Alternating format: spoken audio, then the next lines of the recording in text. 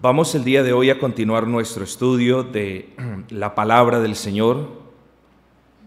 Estábamos viendo, o nuestro estudio mejor se titula, Permitamos que la palabra de Dios nos hable de Dios. Permitamos que la palabra de Dios nos hable de Dios. Ahora, ¿por qué hago tanto énfasis en el título? Debo hacer énfasis en el título, como ya les había recalcado en las dos oportunidades anteriores, porque la palabra de Dios es la única fuente fidedigna para yo conocer a Dios. Yo no puedo conocer a Dios por el testimonio hablado de otros.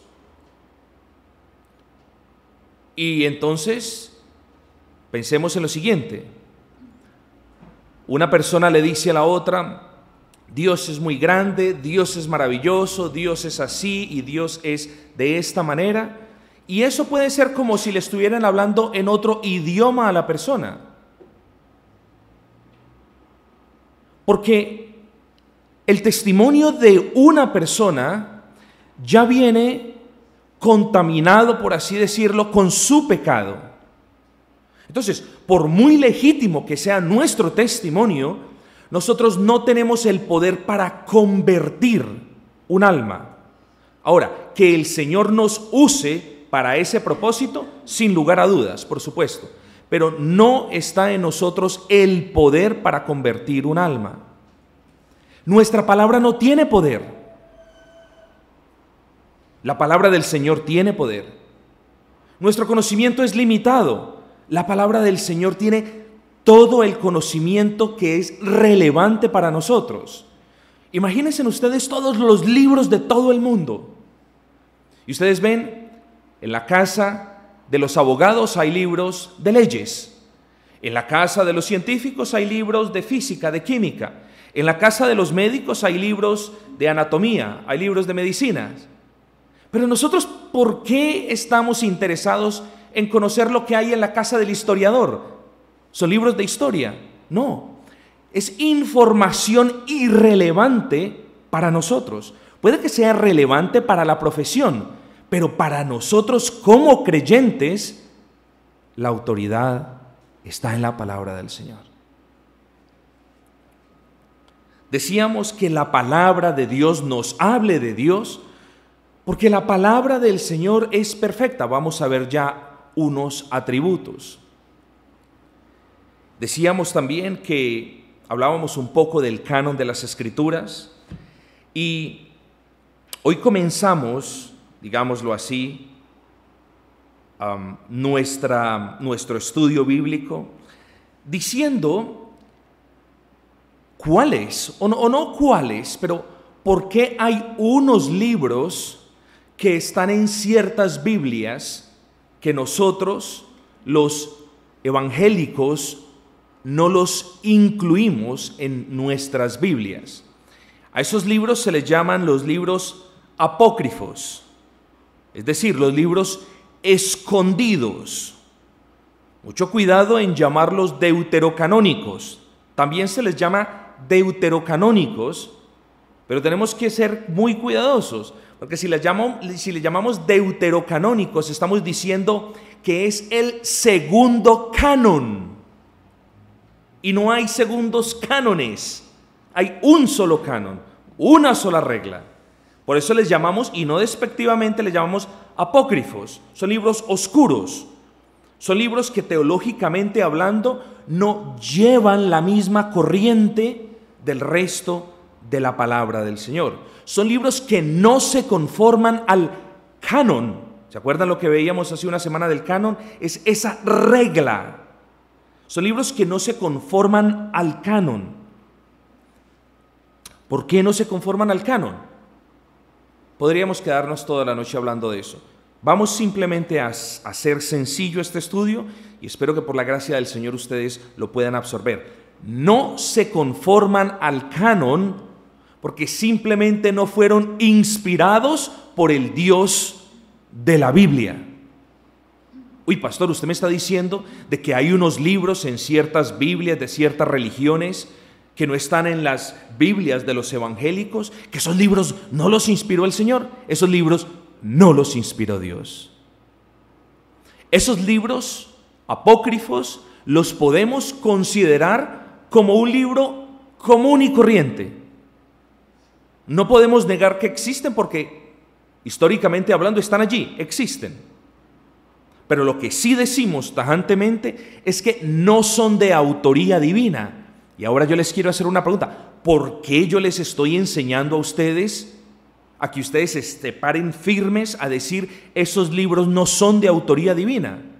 No son de autoría divina porque esos libros o tienen errores de carácter histórico o tienen errores de carácter científico, aunque la Biblia no es un libro científico, pero tienen errores, pero más importante aún, tienen errores de tipo doctrinal. Entre los libros llamados apócrifos o oscuros, tenemos Primera de Esdras, Segunda de Esdras, Tobías, Judith, Sabiduría de Salomón. Mucho cuidado, Eclesiástico, no Eclesiastés. Eclesiastés es nuestro libro, es un libro inspirado. Eclesiástico, Baruch, la carta a Jeremías, la oración de Manasés y Primera de Macabeos y Segunda de Macabeos. Estos son los libros apócrifos, son libros de carácter oscuro. Los podemos considerar como históricos, de hecho nos narran ciertas cosas históricas, pero sean ustedes advertidos de que contienen errores de carácter histórico y aún más errores de tipo doctrinal. Entonces los libros apócrifos, no siendo de inspiración divina, no cumplieron la regla, no llegaron a la altura del canon divino y por lo tanto no deben aparecer en una Biblia cristiana. La oración por los muertos, parte fundamental de la doctrina católica. Nunca, desde la creación misma hasta el libro de Apocalipsis, nunca se vio que alguien estuviese orando a los muertos para recibir un favor en la tierra. Vemos el ejemplo trágico del rey Saúl. Lo vemos, por supuesto que lo vemos, y vemos cuál fue su castigo, y vemos cómo fue degenerando hasta que pasó lo que pasó. Pero no hay oración a los muertos. Nosotros oramos a un Dios que es Dios de vivos. Nosotros oramos a Jehová. Nosotros oramos al gran yo soy. Nosotros no oramos a los muertos. Los muertos están muertos. Los muertos son inhábiles para darnos algún favor, para protegernos de alguna manera. Pero algunos de los libros apócrifos promueven la oración a los muertos. ¿Cuál es la otra doctrina? Para mencionarles dos solamente. ¿Cuál es la otra doctrina, por ejemplo? La limosna. Y este sí que fue grandemente impulsado por la Iglesia de Roma después de la Reforma, porque ellos tenían que justificar su bancarrota y su estado decrépito y su quiebra, no solamente espiritual, sino como tal financiera. Tenían que recuperarse de eso y a cuesta de lo que fuese. Entonces ellos decían, este libro nos cae como pedrada al ojo porque este libro promueve la limosna a los pobres para yo ganar perdón del Señor, para yo ganar favor del Señor. Es como si el favor del Señor costase. Es como si las bendiciones de Dios no fuesen gracia, o sea, no fuesen de carácter inmerecido. Es como si yo tuviese el derecho al dar una limosna de que Dios me bendijese. ¿No se les parece mucho también esta doctrina romana? ¿No se les parece mucho al mundo carismático también? De yo doy una limosna pero el Señor me bendice. Miren, ellos son los primeros que critican tales cosas, pero no se dan cuenta que ellos están haciendo exactamente lo mismo. Sí, a Roma negoció con las indulgencias, pero los carismáticos negocian con otro tipo de indulgencias. Estos libros apócrifos contenían en diferentes pasajes el soporte, según ellos, para ganar favor de Dios a costa de las limosnas. Y sabemos que en toda la palabra del Señor no hay mención de tal cosa. La salvación es por gracia, es un favor inmerecido. Y la misericordia aún que el Señor muestra para con malos y buenos también es inmerecida. La misericordia lo definíamos como ese sentimiento, por ponerlo en palabras humanas, que mueve al Señor a compadecerse del estado de miseria de sus criaturas. Aún eso es totalmente inmerecido. Es que lo único que nosotros merecemos del Señor es el juicio y el castigo eterno. Eso es lo único que merecemos del Señor. Mas el Señor nos ha mostrado gracia, que es el favor inmerecido, y nos da misericordia y nos la renueva a diario. Entonces, estos libros, dejemos muy en claro, no son inspirados por Dios. Por eso nosotros no apelamos a ellos como una norma autoritativa. Pero entonces veamos, ya entrando en materia, veamos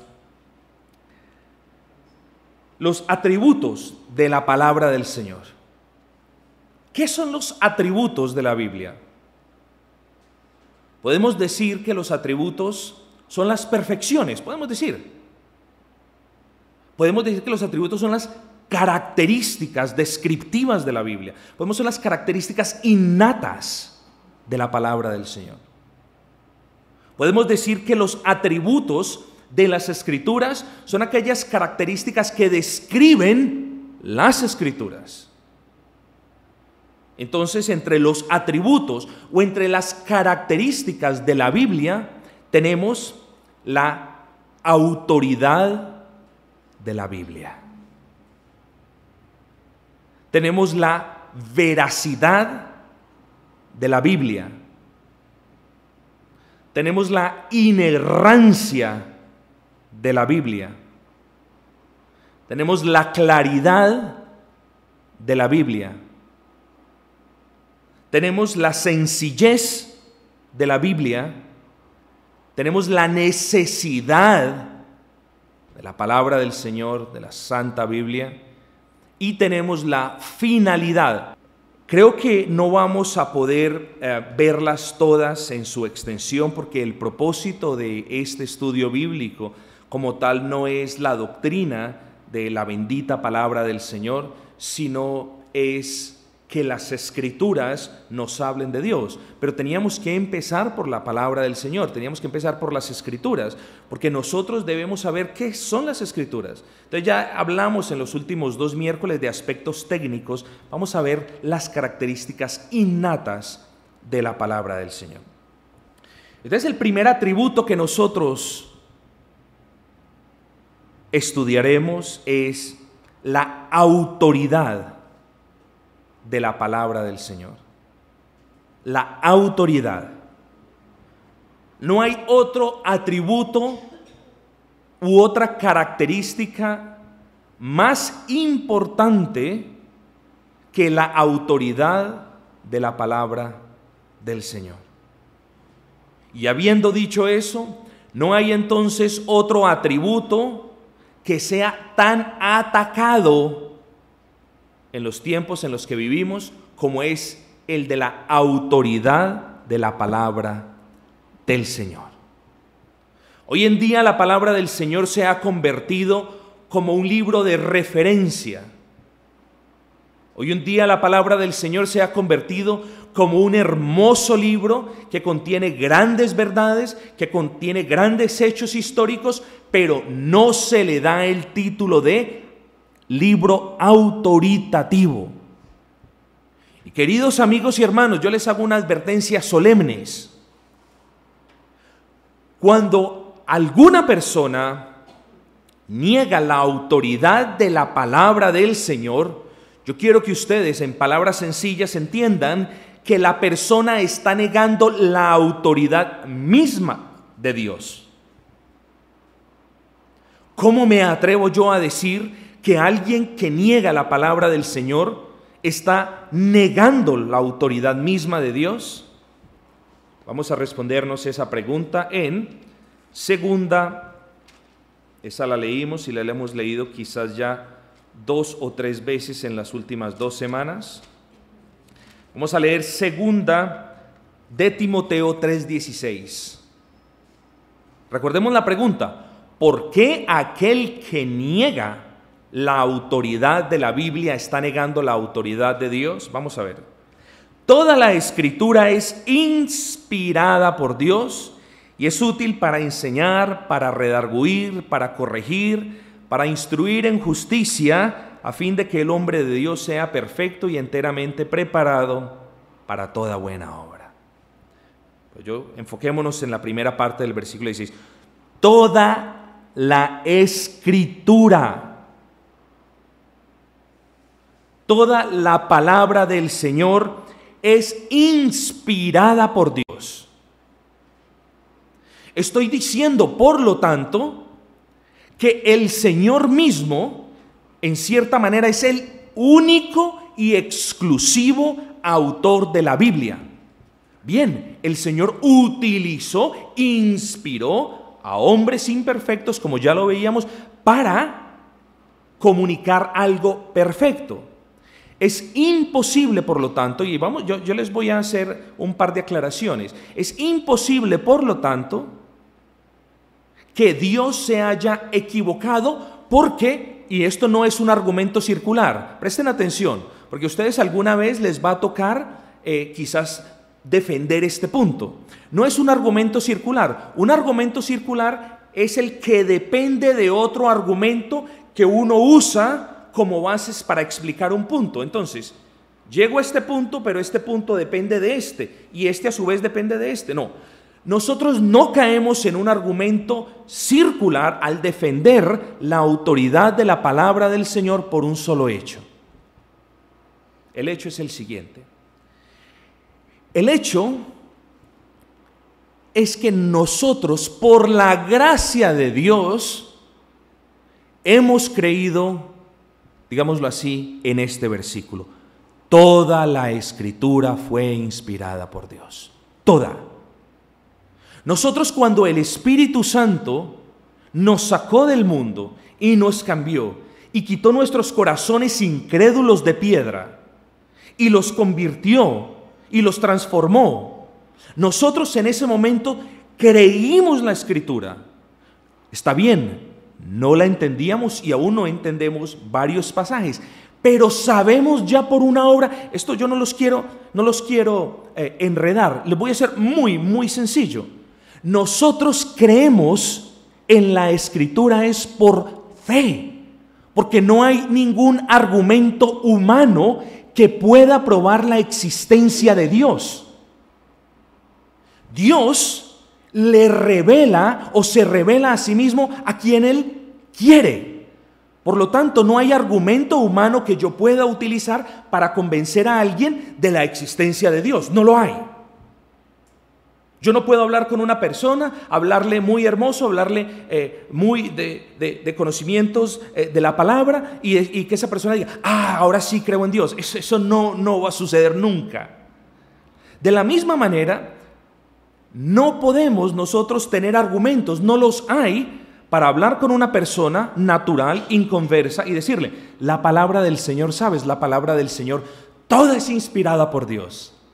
Y la palabra del Señor, porque toda es inspirada por Dios, es de carácter autoritativo. Y que la persona diga, sí, ya lo creo, sí, ya. Eso no existe. Si el Espíritu Santo no obra en el corazón de esa persona nunca jamás va a creer que toda la palabra ha sido inspirada por Dios. Ustedes me preguntarán, pero hay creyentes que no creen en unos libros, en unas partes de la palabra. Yo sinceramente, el estudio, y no estoy esquivando el punto, yo no quiero evitar esa pregunta, yo simplemente respondo, un creyente que no crea en que toda la Escritura es inspirada por Dios, mi posición es no es creyente, por muy creyente que éste parezca. Porque nadie puede contradecir el versículo. Toda la Escritura es inspirada por Dios. Ahora, veamos varios puntos de la autoridad de la palabra del Señor. La autoridad de la palabra del Señor no depende de nada ni de nadie. ¿Me explico? Hay una persona que usted le habla de la candela, del fuego, y la persona dice: yo no creo en la candela, yo no creo en eso. Usted le habla, la persona no cree.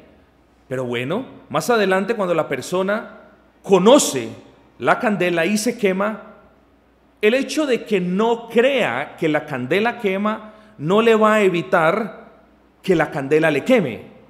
Entonces, habiendo dicho eso, si una persona no cree en la autoridad de la palabra del Señor, la autoridad de la palabra del Señor no se ve menoscabada en lo más mínimo, porque la palabra del Señor no depende de que alguien diga es la palabra del Señor o que alguien no diga no es la palabra del Señor. Sigue siendo la palabra del Señor con todo su poder y con toda su autoridad. Por eso decimos, la autoridad de las Escrituras no depende del testimonio de una persona o del testimonio de una iglesia.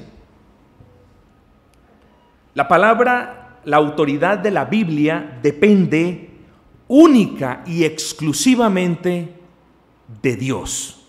¿Por qué, pastor? ¿Por qué la autoridad de la Biblia depende solo de Dios? Volvemos al argumento circular, que no es argumento circular, porque Dios fue el que la inspiró en su totalidad. Y si Dios es perfecto, por ende la palabra del Señor es perfecta. Y si Dios tiene todo poder y toda autoridad y todo dominio, entonces la palabra del Señor es un reflejo de su voluntad. Espero que me estén entendiendo los argumentos. La palabra del Señor es un reflejo de su perfección.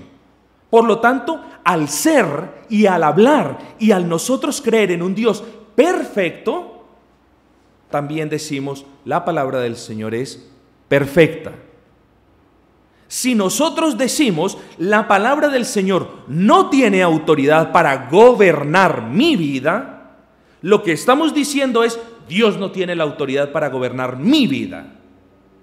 Porque la manera como Dios gobierna nuestras vidas, en términos del estudio y relevantes a la palabra del Señor, es por medio de su voluntad revelada, que es la palabra del Señor. Entonces, si nosotros decimos la palabra del Señor no es autoridad sobre mi vida, pero Dios sí es algo incoherente. Es decir, 1 es menor que 2 y 2 es menor que 1. Es algo que no tiene sentido alguno. Entonces, la autoridad de nuestras Biblias escúchenme, no descansa, no se cimienta en el hecho de que una persona crea y la otra no, en el hecho de que una iglesia la acepte y la otra no la acepte, reposa en la autoridad divina. Para ello vamos a 1 Samuel 15, 29. 1 Samuel capítulo 15, versículo 29. Además, el que es la gloria de Israel no mentirá, ni se arrepentirá, porque no es hombre para que se arrepienta. Quien ha inspirado la palabra no ha sido un hombre, ha sido Dios. Si el Dios, escúchenme esto, si tú no crees en la autoridad, o si una persona no cree en la autoridad y en el carácter normativo y autoritativo que tiene la palabra del Señor sobre las personas, si una persona no cree en eso, no lo exime de que esté bajo la autoridad divina. Por eso decimos, ¿cómo puede haber un creyente que diga creo en Dios, pero no creo en su palabra? Y hay muchos de esos hoy en día, muchísimos. E incluso hay muchos amigos y conocidos nuestros que han sido totalmente impregnados de la cultura posmodernista, y ellos dicen, claro que hay un Dios, claro que hay un Señor.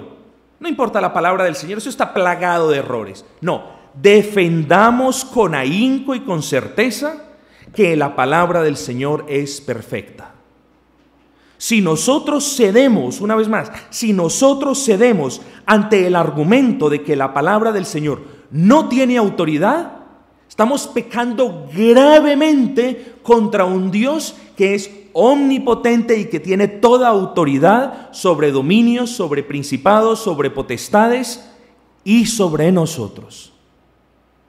Entonces, apreciemos estas grandes verdades. Cuando hablamos de la autoridad de la Biblia, en manera particular nos referimos al poder que tiene la palabra de Dios para gobernar. Miren ustedes, no me gustan poner estos ejemplos, pero en cierta red social, alguien, un pastor que yo conozco, pastor muy apreciado por mí, colocó un comentario acerca del Salmo número 14. El Salmo 14, no quiero, esto es a manera de, simplemente me estoy como alejando un poquito del tema, pero creo que vale la pena el ejemplo. El Salmo 14 dice en el versículo número 1, dice el necio en su corazón, no hay Dios. Mucho cuidado que esto no quiere decir, este Dios en el original hebreo es Elohim. Y lo que en términos nuestros el versículo 1 del Salmo 14 está diciendo, dice el necio en su corazón, Dios no tiene autoridad sobre mí. Eso es lo que dice el Salmo 14, versículo 1. No está negando tanto el aspecto de que Dios no existe, está negando el carácter y el atributo de toda la autoridad que Dios tiene sobre toda su creación. Entonces es muy importante, el versículo 1 del Salmo 14 está diciendo, dice el necio en su corazón, Dios no tiene autoridad sobre mí. Y eso es lo que dicen todos aquellos que dicen creer en Dios, pero que dicen no creer en la palabra. Eso virtualmente es lo que están diciendo. Porque la palabra Dios en el versículo 1 del Salmo 14 es Elohim, no es Yahvé, no es Jehová. Entonces no está negando directamente la existencia de Dios como tal, sino está haciendo un énfasis allí más claro en la autoridad de Dios. Y eso es lo que pasa.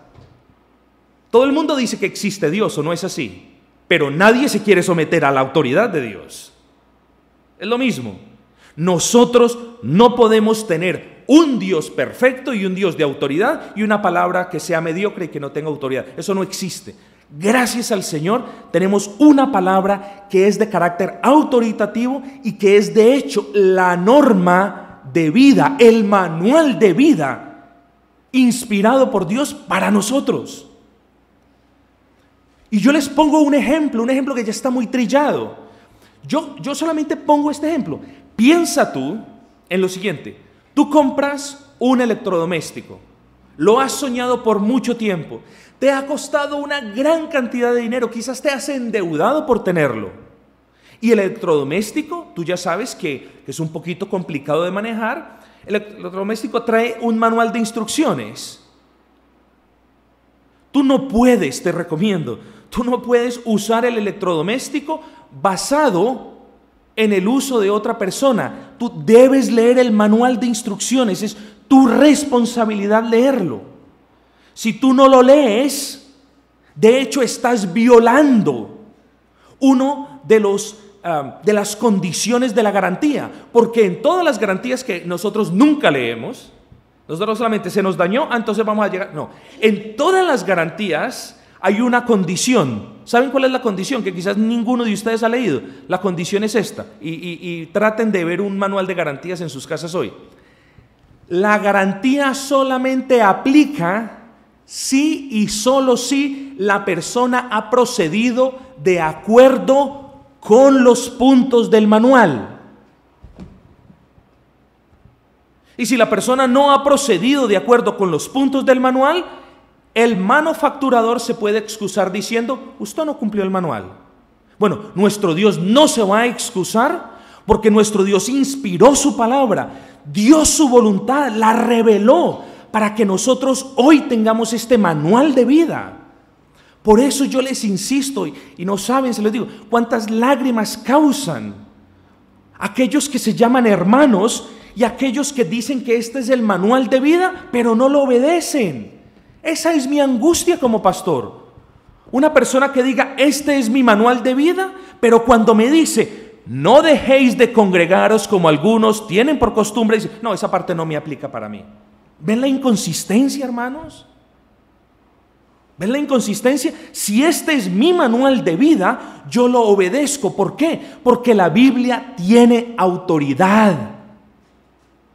Y tiene autoridad en virtud de quién es el autor. Muy importante ese punto. Y les pongo otro ejemplo. Un gobernador se para en una tarima y dice, se necesita una carretera. Voy a ordenar que se construya una carretera. ¿Ven? Él ordena en virtud de quién es. El barredor del pueblo no puede hacer una orden de que construyan una carretera. El policía del pueblo, aunque tiene autoridad, no tiene la orden para decir construyan una carretera. Luego, el ingeniero dice, bueno, yo soy el ingeniero, yo ordeno que esos tramos de esa carretera tengan tantas medidas, entonces ordeno que sea construida de esta manera. Luego viene el capataz, que le ordena a sus trabajadores lo que el ingeniero le ha ordenado. Entonces, las personas tienen virtud, tienen autoridad en virtud de quiénes son. Entonces, un policía no nos puede ordenar a nosotros que leamos el Corán, por ejemplo. Un policía quizás nos pueda ordenar que rebajemos el volumen porque estamos sobrepasando los decibeles. Entonces, la autoridad de alguien se deriva de lo que esa persona es. La autoridad de la palabra del Señor se deriva de quién es Dios.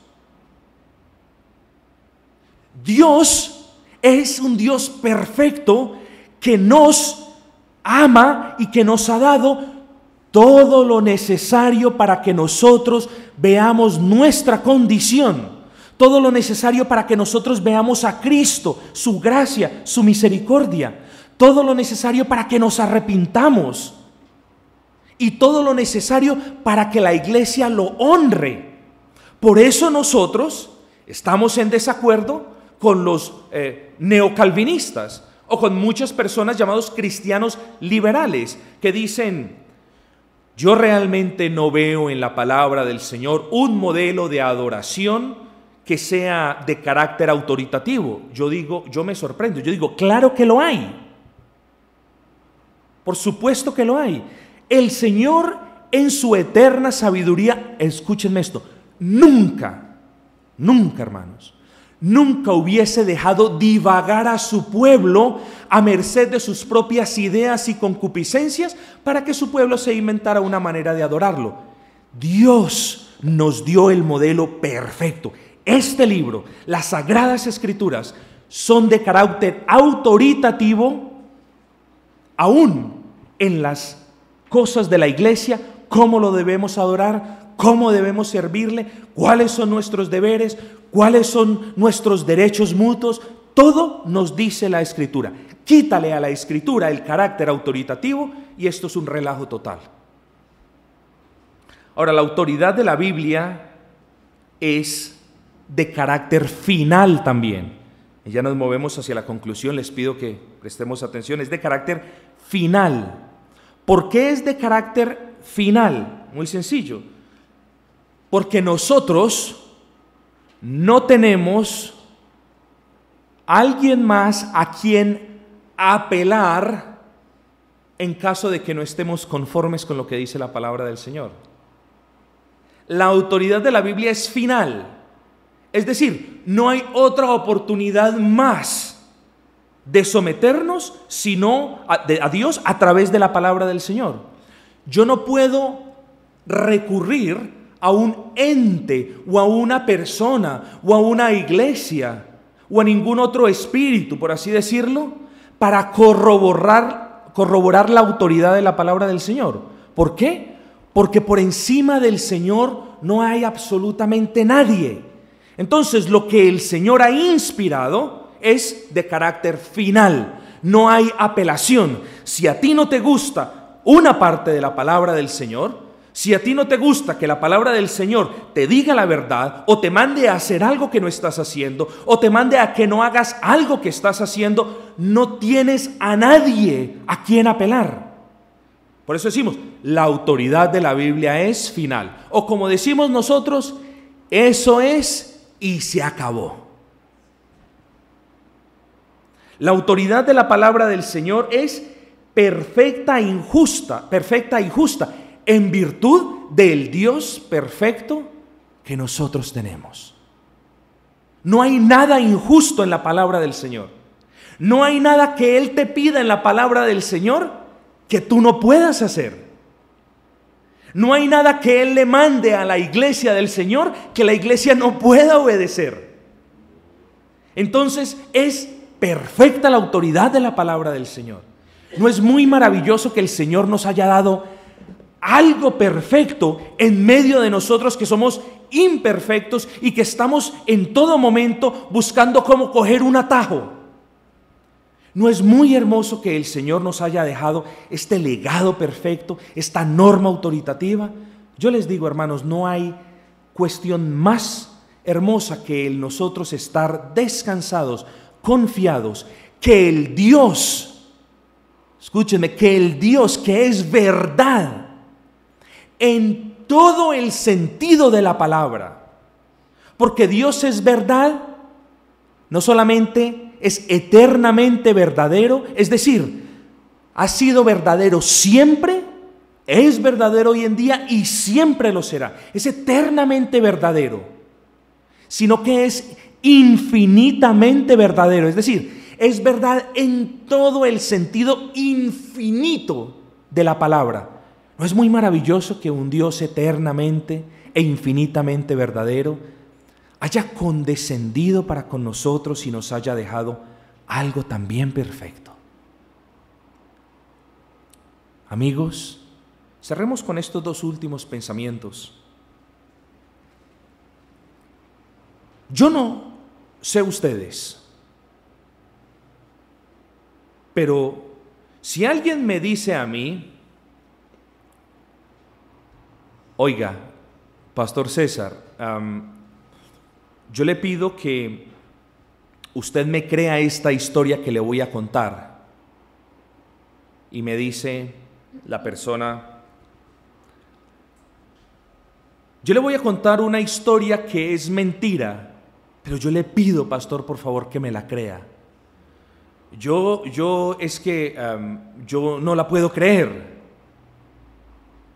Es imposible que una persona crea algo que es mentira, en el sentido en que sea advertido que es mentira. Una persona se acerca a otra y le dice, yo creo que usted me crea que la loma donde está el parque industrial es la loma más alta de todo el eje cafetero, pero créame lo que le estoy diciendo. Bueno, yo no lo puedo creer porque eso no es verdad. Yo no sé ustedes, pero yo no creería ni confiaría en un libro que no diga la verdad.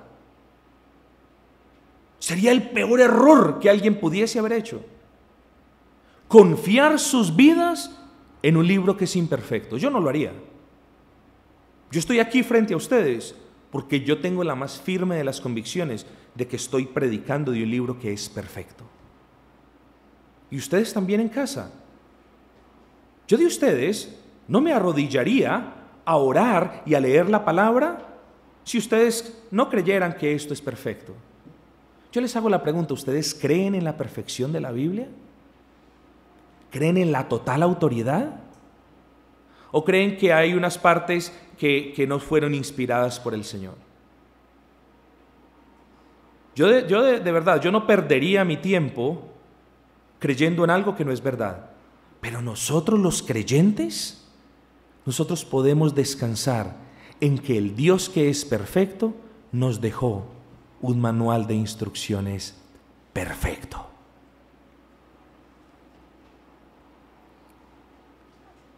No creer, cerramos con esto, no creer o desobedecer la palabra del Señor es no creer o desobedecer a Dios mismo. Nadie me venga a mí con el cuento barato de 2 pesos que es creyente y que se somete a Dios, pero no se somete a lo que dice la Biblia. Eso no existe. No creer ni someterse a la autoridad de la palabra del Señor es no someterse a la autoridad de Dios. Ahora yo creo que ya me entienden un poco por qué yo cuestiono tan severamente a aquellos que se llaman creyentes, aquellos que dicen, mi pastor es el Señor, y no se pueden someter, como claramente nos dice la palabra una y otra vez, a un pastor que el Señor ha puesto. Yo no creo eso. No creer lo que dice la palabra del Señor es no creer lo que dice el Señor. No someterse a la autoridad de la palabra del Señor es no someterse a la autoridad de Dios mismo. Abandonemos la idea de que alguien puede haber llamándose creyente y diga creo en Dios y no creo en la palabra. Abandonemos la idea de que haya algún creyente que diga yo me someto a Dios pero no me someto a eso que dice la palabra. Abandonemos la idea de que pueda haber algún creyente que diga amar a Dios y que niegue la autoridad que la palabra tiene sobre él mismo y sobre la iglesia del Señor Jesucristo. Nosotros entonces, cuando estudiemos las perfecciones de Dios, estemos confiados que lo que la palabra del Señor nos dice acerca de Dios es verdad. Descansemos entonces confiados en el hecho de que tenemos una palabra del Señor preciosa, precisa y perfecta.